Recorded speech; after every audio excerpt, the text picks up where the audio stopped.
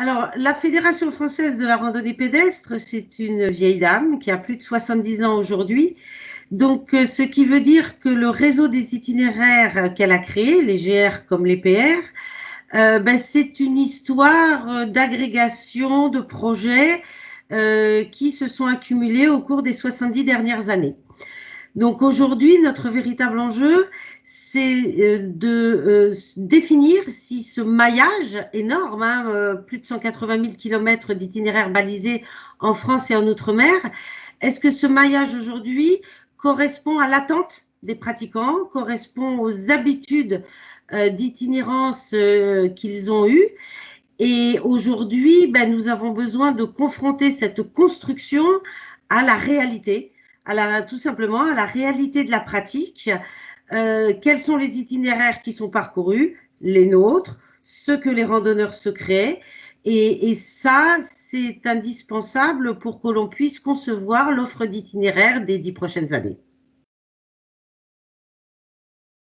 Le GR 91 traverse du nord au sud tout le massif du Vercors, entre Saint-Nizet-du-Moucherotte en Isère et Châtillon-en-Diois dans la Drôme.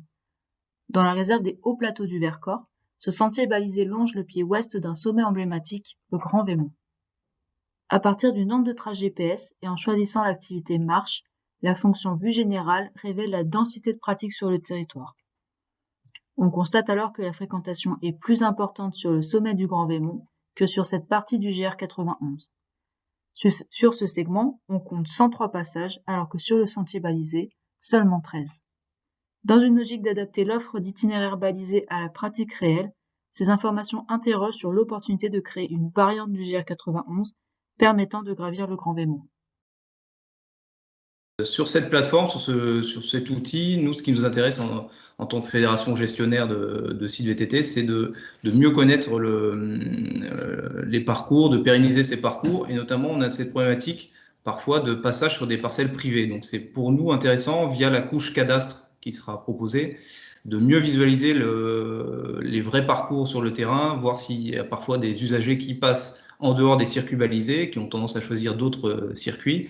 Et ça nous permettra, nous, avec la collectivité gestionnaire, d'aller voir ces propriétaires, de passer si besoin, de signer ensemble des conventions de passage et donc d'améliorer le suivi qualité et la relation sur le terrain avec toutes les parties. Nous nous trouvons ici en Ardèche, dans la commune de Salavas et plus précisément dans le bois des Brugières. En choisissant la fonction vue générale, les itinéraires précis empruntés par les cyclistes apparaissent sur la carte. On constate alors qu'il y a une répartition des flux sur de nombreux sentiers non balisés. Ici, on constate qu'une large majorité des cyclistes choisit d'emprunter un sentier proche de ce segment balisé. D'après la vue satellite, on constate que ce sentier balisé semble être une piste forestière large et ouverte, tandis que le sentier largement fréquenté traverse la forêt. La couche cadastrale permet d'identifier les parcelles traversées par les pratiquants. On voit qu'une partie du sentier longe plusieurs parcelles, mais que sur certains tronçons, les parcelles sont directement traversées par les pratiquants. Ces informations éclairent la réalité de la pratique à partir des données des pratiquants connectés. Il peut donc être envisagé un éventuel balisage de ce sentier afin de garantir son accessibilité aux pratiquants, ou bien anticiper des problématiques de passage en conventionnant avec les propriétaires des parcelles identifiées grâce à Outdoor Vision. Au cœur des parcs du Massif central, on se questionne sur la fréquentation des itinéraires de randonnée ou des itinéraires VTT. Et donc, on est en train de mener une expérimentation qui nous permet de disposer de données de terrain sur la connaissance des itinérants. Il y a des enquêtes terrain qui ont lieu à proximité de compteurs automatiques, ce qui nous permet d'essayer de compter ces personnes. La trace GPS, pour le coup, elle peut nous permettre de conforter nos informations de terrain, savoir si vraiment il y a un flux lorsqu'il n'y a pas forcément d'enquête in situ. Donc ça confortera nos informations, et ça peut aussi nous indiquer à des endroits où il n'y a pas de compteur automatique, ça peut nous indiquer si oui ou non il y a un flux de fréquentation. Donc ce sont des données vraiment intéressantes qui sont peut-être plus facilement disponibles que si on met une personne toute l'année en train de compter les gens. Le territoire de Loisan est prisé par les randonneurs, comme nous le montre la densité des traces GPS, par exemple ici pour l'accès au lac de Lovitel. Outdoor Vision permet un comptage de la fréquentation sur les itinéraires d'accès au lac par les pratiquants d'objets connectés. Les données peuvent venir compléter ou confirmer certaines données terrain, issues notamment des systèmes de comptage, type les compteurs automatiques. Il est possible de télécharger les données des compteurs au format CSV. Outdoor Vision permet en outre d'obtenir des informations sur des tronçons ou des zones ne disposant pas de ce type de système. Ici, nous avons par exemple 717 passages. Il est également possible d'afficher les signalements sur ICAT qui sont un indicateur de la qualité des lieux de pratique, comme ici au col de Plancol. Outdoor Vision permet de mettre en regard des données GPS agrégées avec d'autres sources d'informations issues de comptage terrain, d'enquête ou bien du dispositif sur ICAT. De plus en plus de skieurs de randonnée viennent pratiquer leur activité en nocturne ou en fin de journée sur Beldon, donc aux abords des stations, que ce soit à Champs-Rousse, au Settlo ou au Collet. Cette activité, cette nouvelle tendance pose bien évidemment des problèmes de sécurité puisque cette activité chevauche une activité professionnelle qui est celle du damage des pistes après la journée ou la nuit. Donc, avec les exploitants de remontées mécaniques avec qui nous avons échangé, on pense qu'il est pertinent d'avoir un outil pour mieux objectiver la problématique et trouver des solutions. Nous nous trouvons ici dans le massif de Beldon, en particulier sur la commune de Champs-Rousse.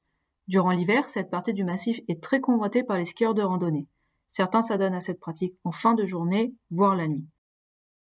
Par exemple, à partir de 18h, on peut voir qu'il y a encore 43 passages de skieurs de randonnée sur ce segment.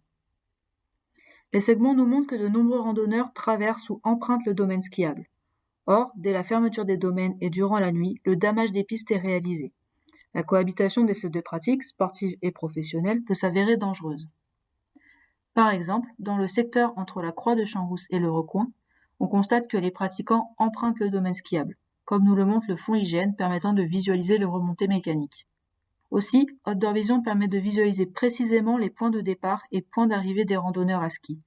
Des actions de sensibilisation peuvent être envisagées sur ces zones quant au risque d'une pratique nocturne sur le domaine skiable. Ainsi, Outdoor Vision apporte des informations précieuses pour garantir la sécurité des pratiquants de ski de randonnée et permettre aux dameurs d'exercer leur activité professionnelle en toute sérénité. Donc, le Parc national des Écrins a plusieurs missions, notamment la conservation de la biodiversité et du patrimoine. Nous avons également une mission d'accueil du public qui nous conduit à aménager des sentiers et à les gérer. Et puis nous avons, dans le cadre de notre travail au quotidien, la nécessité de gérer certains sites qui font l'objet d'une fréquentation plus importante que les autres et pour lesquels on sait qu'il y a une sensibilité environnementale particulière. Donc, le fait de pouvoir récupérer des données des pratiquants de loisirs outdoor connectés va nous permettre de faire des analyses et des croisements cartographiques pour avoir une vision précise de la fréquentation en termes de saisonnalité et d'horaire de pratique dans la journée, et aussi de répartition géographique. Et ça va nous permettre, nous, vraiment d'adapter nos mesures de gestion, je dirais, au quotidien pour faire des choix sur les investissements qu'on doit pouvoir faire pour aménager des sites, refaire de la signalétique, et éventuellement pour mettre en place des mesures de régulation des flux à travers de la régulation sur les parkings, voire faire un peu plus de sensibilisation avec un renfort de la présence terrain de nos agents. Le massif du Sancy comprend une zone protégée, la réserve naturelle nationale de Chastrec-Sancy. Cette zone naturelle est fréquentée par des pratiquants de sport outdoor, comme nous le montrent les flux de fréquentation.